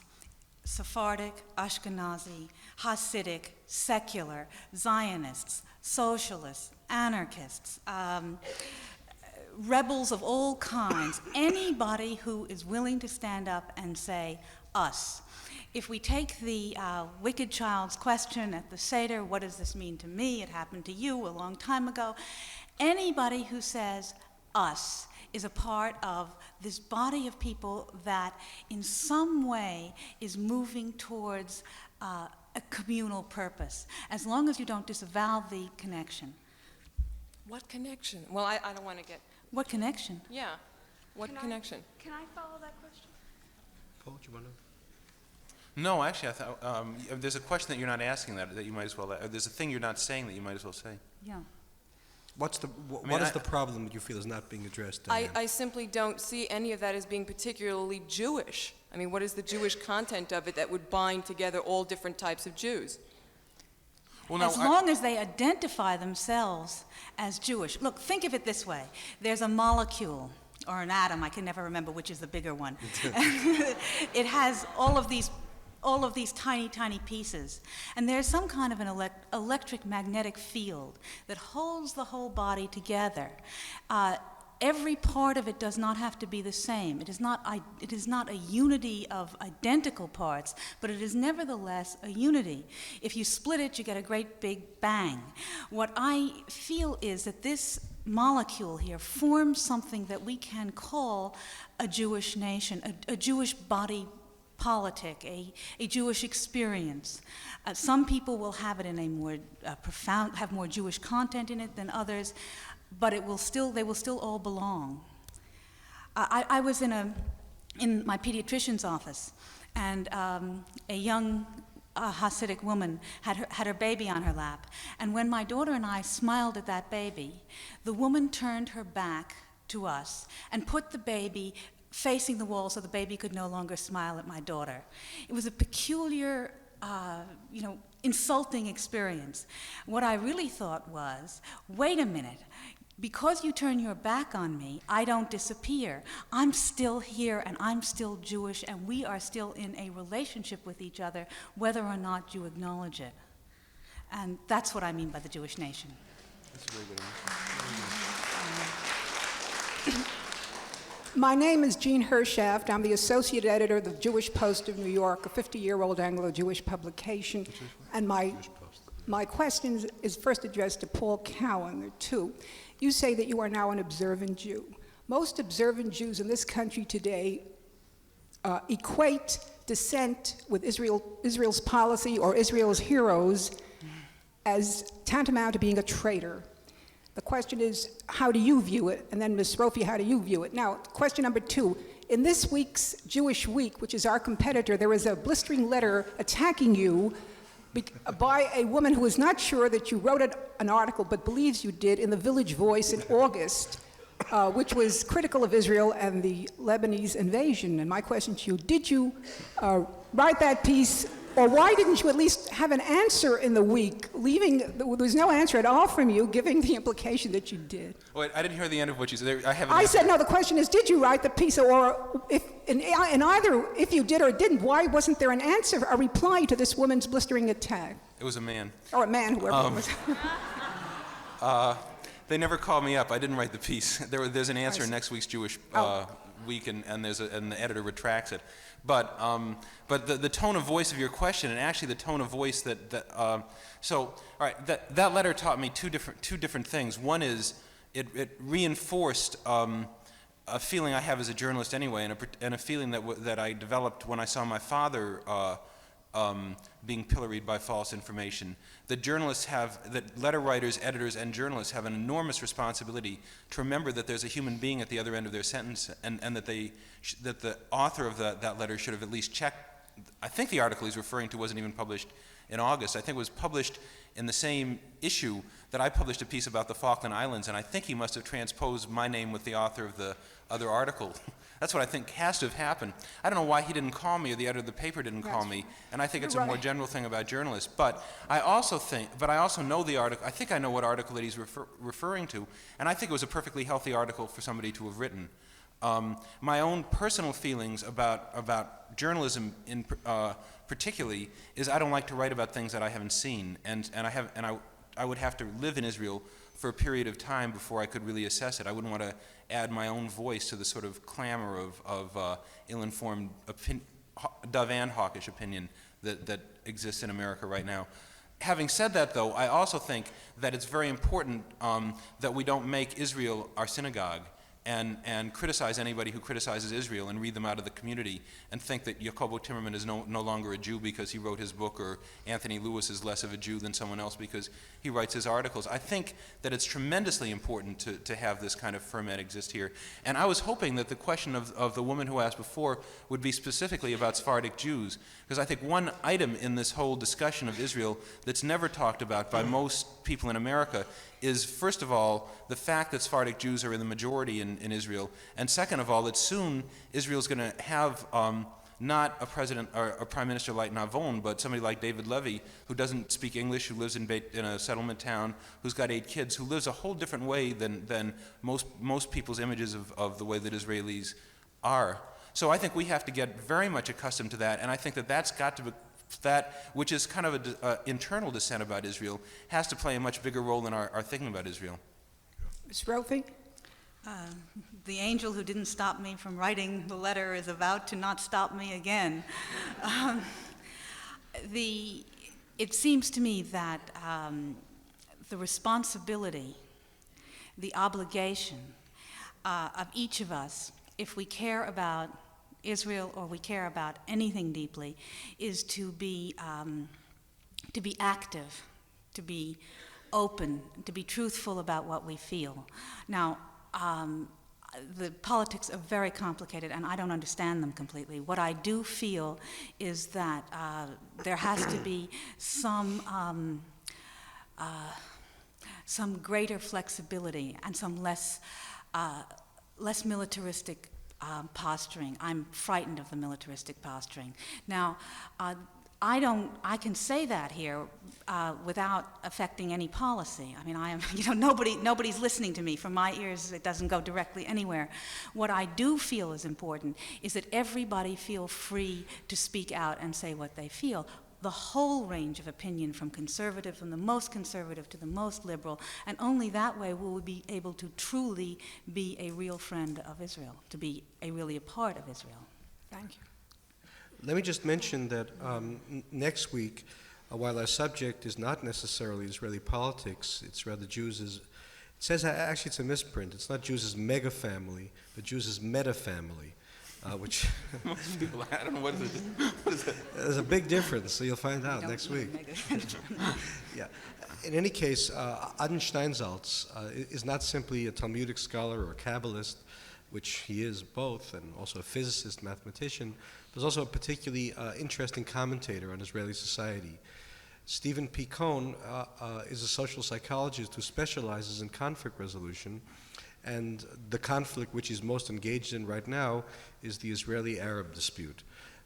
Both of them hold very different political views, and while that's not necessarily the subject of our discussion next week, certainly in terms of the open-ended question and answer period we can have following their dialogue, which may also include some Israel issues, you're perfectly free to raise those issues next week too. Yes? Back here, there's a question. Okay, I'm sorry. We've been ignoring all these people in the back. Thank you. I know I'm short, but not that. We're ignoring short people in the back. Right. My name is Sally Krause, and I enjoyed Mr. Cowan's book. Can you talk a little bit louder, please? Yeah, I enjoyed Mr. Cowan's book. It's the only one I've read so far of the two of you. I guess there's another term that has to be defined here tonight besides the tribe, what it means to be a Jewish tribe, but what is a secular Jew? Both of you have used that term, and I don't know what it means. And secondly, the image of the wicked son that we talk about at Pesach has come up, and that came to mind as Ms. Brophy was talking, and she talks about Judaism implying thousands of sanctions and judgments, and if she feels that way and talks about you observing and you saying words, then what does Judaism mean to you then? I don't understand what your theology is about. I see both of you as analyzing yourselves and your families. I think Mr. Cowan's book is an attempt at self-analysis without lying on the couch. But what does religion mean to you if you keep talking about you observing and you saying the words? Well, I hope, before I answer that question, I hope that everybody here understands that when Paul Cowan talks about his family experiences, he is not analyzing himself for the pleasure of some kind of, self-improvement. It's not that kind of activity at all. What it is a sharing of the most painful and intimate experiences so that they can be of use to the community at large. They are not, it is not an indulgence, it's a gift that we all receive.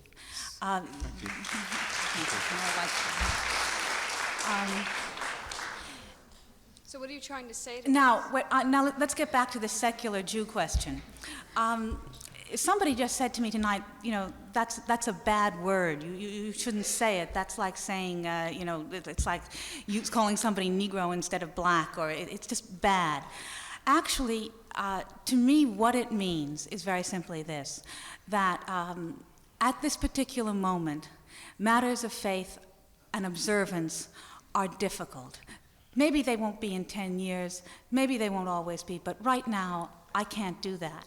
But what I can do is fill my mind with Jewish content, with as much Jewish learning as can still get into it.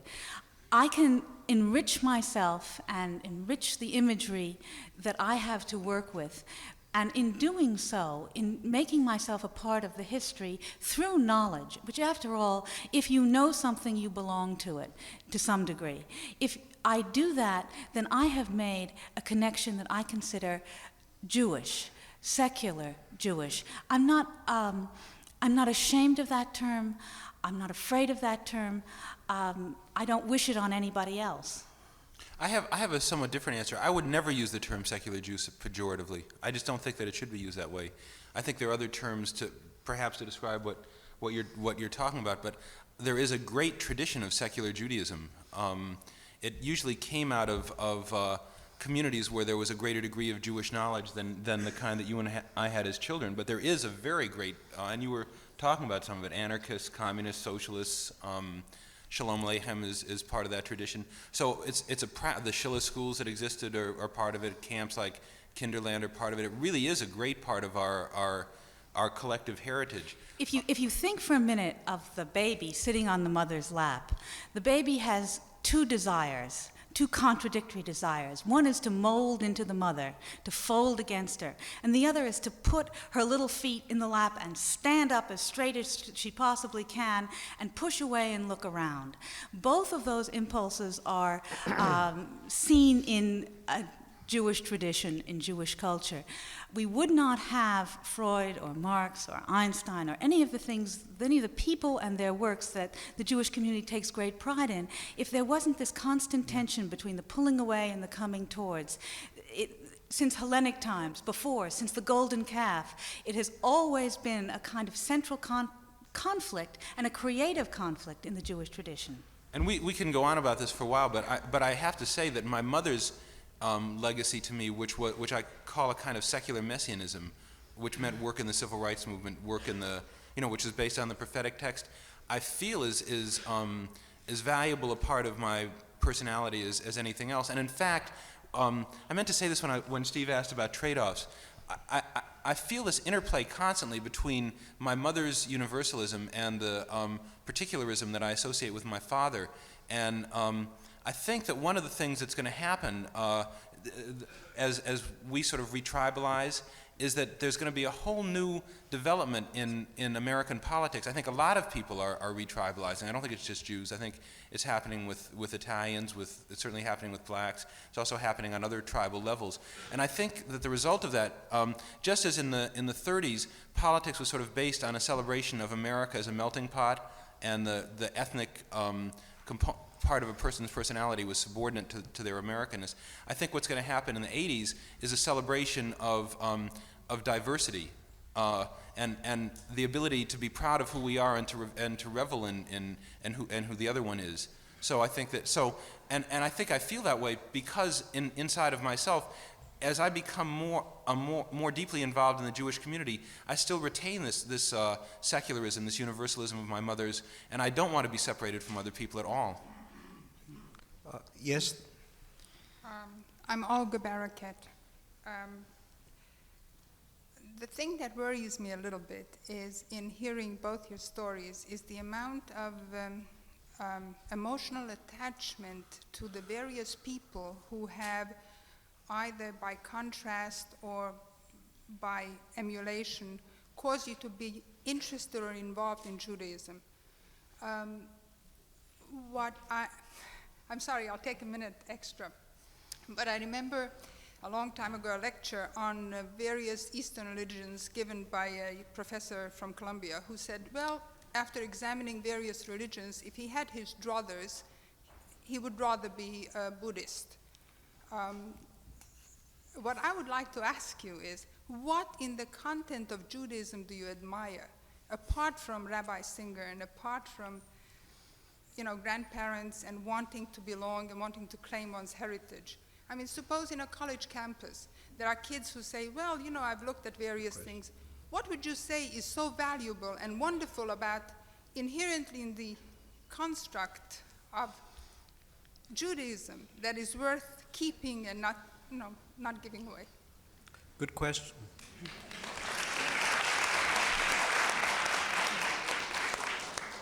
I have a feeling this is an answer that will come out piecemeal as each of us.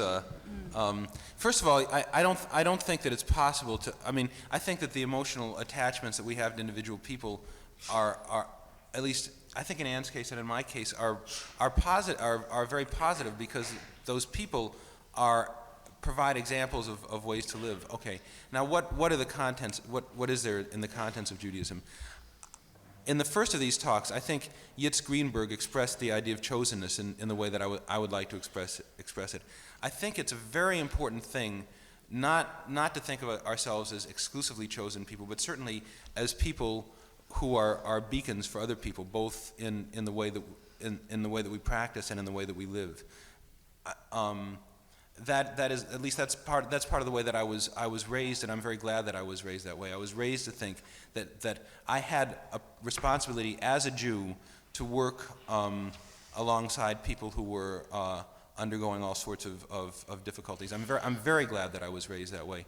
Okay, that's one thing. Second thing is there's a tremendous amount in the study of Jewish texts that most people don't really have much of an opportunity to, many Jews don't have much of an opportunity to learn, or to involve themselves in. Here you can do it, say, at the community study sessions before Rosh Hashanah, but studying a portion of the Torah before that week's before you go to synagogue that week, taking a course with somebody, really delving into the kinds of questions that person asked Anne about Lod, that Mr. Katz asked Anne about Lod and Leah. It's a wonderfully exciting intellectual challenge. And one of the things about the Baalei Tshuva Yeshiva, the yeshivas for Jews who've become newly religious, when you talk to them, often they're products of very good colleges. They've had very promising careers as lawyers or doctors or newspaper people, whatever, and they have found more pure excitement in the process of Jewish study than anything else. The third thing is ceremony, just the fact that one can, I mean, Christians can do this too, I just don't happen to be a Christian, but the fact that one can enrich one's life with so much ceremony, from Shabbat to the cycle of holidays, to thinking, to blessing food because it's really a gift, to thanking God that you wake up every morning, that the more seriously you take Judaism, and the more seriously you take the idea of God, and the more seriously you take the idea that life and each incident in life is a blessing, then the more seriously you take the whole idea of life itself. And I think that is something that's given to us. I just want to add to that you all know this story about Rabbi Hillel, who the student comes to and says, teach me everything, and he says, all you need to know is, do unto others, be good to people, I can teach you that standing on one foot, that's it. I don't like that story. I really want to know all the details. I don't think the simplification is really quite enough, and the details are both, it's the material that's in the Torah, it's the material that's in the Talmud, of which I know very little right now. It's also Jewish history, which I know a great deal more about. It's the Hasidic tale, which I know something about. It's the whole conglomerate of the cultural experience which we can call Jewish, which one can spend many, many lifetimes knowing. And that's what I feel the connection is, not to particular people. I'd like to exercise my role as moderator to do the following. There are 5 people standing up right now for questions. That's it. But I'd like to do it in the following way. I'd like all of them to ask their questions one after the other, and then we'll see what themes emerge. Paul and Anne can choose to answer those aspects of the questions which are most meaningful for them. So Mark and Irving Bernstein. My name is Mark Hurwitz. Both of you come from the fringes and have spoken a great deal about being from the fringes and on the fringes of Jewish identification. Do you believe that any group, and specifically the Jewish group, has the right or perhaps the obligation to define the limits of acceptable behavior on the part of someone in order to remain within the body of the group? Irving Bernstein. Yes, Irving Bernstein. It is said that art imitates life, and therefore we had the Robert Cohens and What Makes Sammy Run.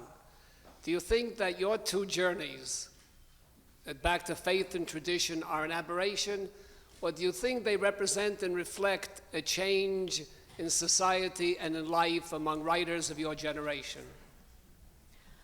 Shirley Unger, I'd like to ask both of you to expand upon a topic that you touched, and that is the Orthodox Jew who was raised with a very negative attitude, with the judgment, the repression, the anger, and almost a hatred of it, so that the Orthodox Jew then leaves Judaism but finds oneself in the untenable position of not being able to live with it and then not being able to live without it.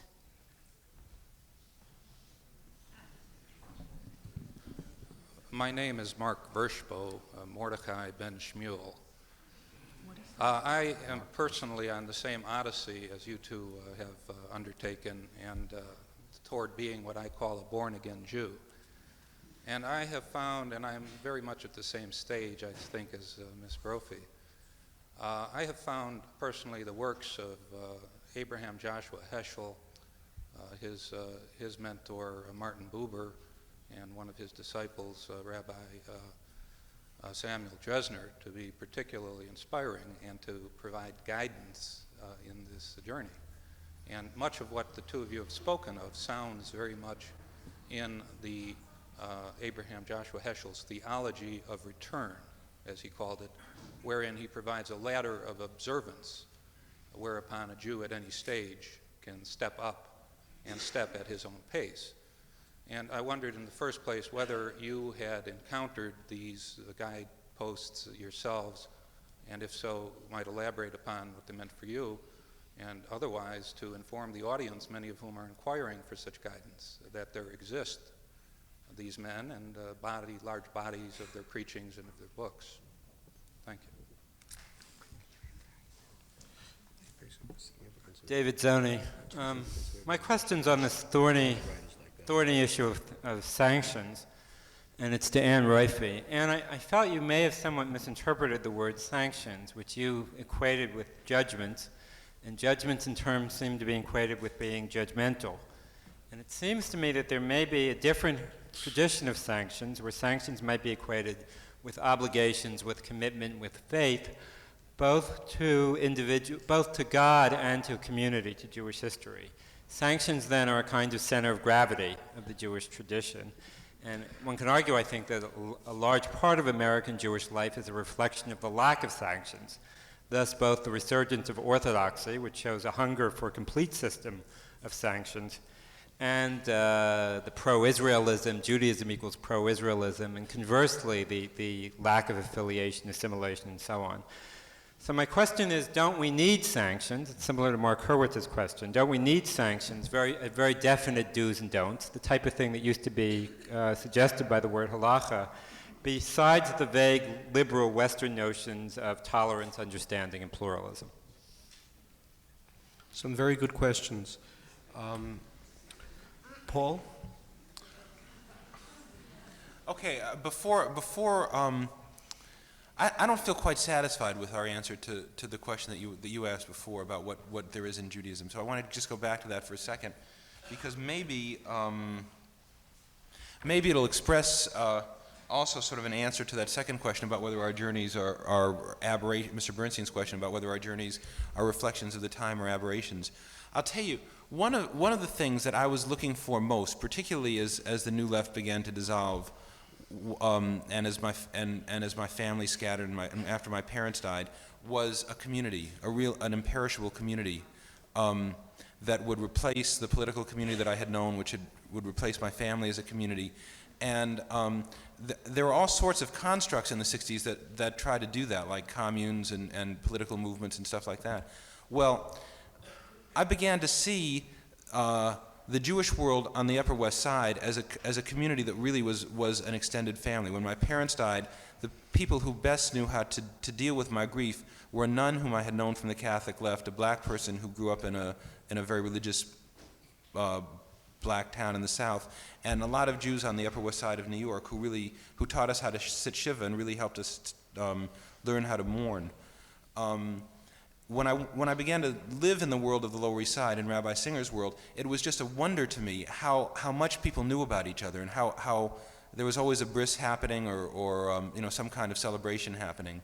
Now I know that there's a negative side to that, which is that everybody knows everybody else's business, but the positive side to it really did seem to me this kind of community strength, and I wanted that very much for myself. So Mr. Bernstein, I think that in that respect, I don't know if I can talk for Anne, but I don't think I am an aberration at all. I think that a lot of Jews in my generation and people who are younger than me, and a lot of non-Jews in my generation, people who are younger than me, feel this sense of loneliness.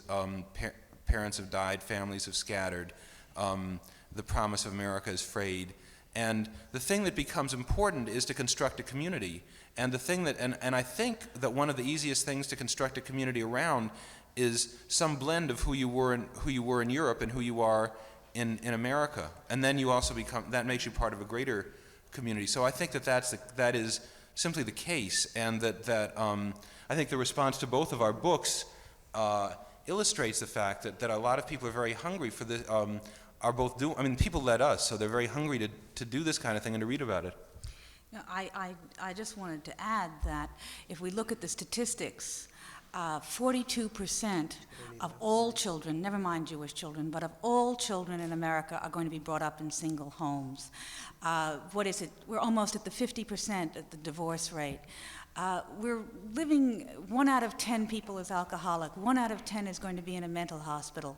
We're living in in a culture out there which just doesn't work. Now, there are going to be many, many different solutions, but what we are going to start to see is the Jewish solution, the community, the family, the traditions. The other thing that I wanted to point out is not very romantic, but it's true, and that is class. We now have we have gone through the bourgeois experience. We have gone through the time where Jews made money and they joined country clubs, and they have that experience where the culture was very shallow. It wasn't really American, it wasn't really Jewish, it wasn't really anything. That generation is almost finished, and their children are standing around looking for something else. And they don't have to fight the same taboos, they don't have to fight the same anti-Semitism. They already have money, so they don't have to spend their whole lives making it in quite the same way. They may have to make it, but they now have a better education to get it. In a sense, the culture has moved, which means that there will be more and more Jews looking for Jewish homes. Both of you now, Anne and Paul, have an opportunity next 5 minutes, simply to sum up in any way you want, any loose ends, any of the questions that have now reoccurred to you and so forth. This is your last opportunity, at least this evening, to share with you those things which you've wanted to this evening. Well, I don't want to feel like it's 2 minutes to go in the Super Bowl. But it is. No, we got a lot of access to print. I want to I just want to answer or say my response to some of the other questions and say something what Ann said brought up in my mind. I think that aside from the end of the bourgeois dream or whatever it is, the ideal of that,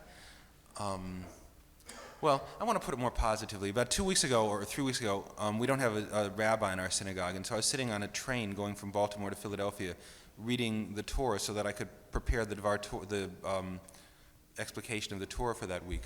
And I was wearing a yarmulke as I was reading the Torah, and I noticed that nobody on the train was looking at me. And I began to think of whether or not my father even could have done that, could have worn a yarmulke. And I realized that in the 1940s and 1950s, he simply couldn't have. So that his assimilation, which is another word I don't like to use pejoratively, paved the way for my ability to explore Judaism. And I think that's another reason, Mr. Bernstein, that so many people have an opportunity to come back. I think another thing that's happened stems from something that Ann talks about. A lot of us really have begun to feel that there is a limit to what reason can do, what rationality can do. And in fact, we've seen how in some cases, rationality and its counterpart science can become nightmarish. I mean, we think about bombs, we think about 3 Mile Island. There just is a limit. And when there's a limit to reason, it means that there's something to mysticism, there's something to faith, there's something more than we had thought about, something to things that we would have thought off limits maybe 10 or 15 years ago. I'm sure that those limits are causing a lot of young people to go into cults. I mean, I think that the existence or the growing existence of cults is one expression of their experience that reason has its limits. I also think that since Judaism actually is a much more attractive religion than any cult is attractive, Judaism can begin to draw people who are looking for something mysterious in their lives, who realize that there are ineffable forces in the universe, and provide us with the kinds of experiences that answer our yearnings. And I think that those experiences, the limits the limits to reason that we're beginning to think about, and the reason and the yearning for something transcendent and imperishable that all of us feel, are seeds for the future. They're seeds that will create more Jews. And with those seeds around, you don't need sanctions. Sanctions, I really believe, drive people away. And it's seeds and making a world more attractive that brings people home. So that's really where I want to end. Anne? Well, the only thing that I would want to add is that if you define sanctions as obligations, that seems to me crucial, sensible, a basic pillar of the Jewish community. If a sanction is something you apply to someone else, it becomes a negative. And that's, all I was talking about was the judging of someone else, not the judging of yourself or the demands you make on yourself. And I think those are two different things. Basically, I think I have said everything I have to say tonight.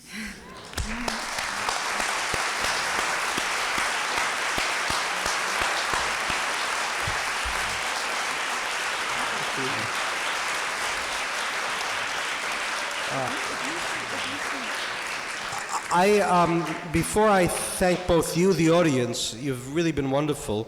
It's been a wonderful audience and also a wonderful evening because of the dialogue between these two speakers. I'd like to tell you a story, or share with you a story. It's hard to do when everyone is standing up and leaving.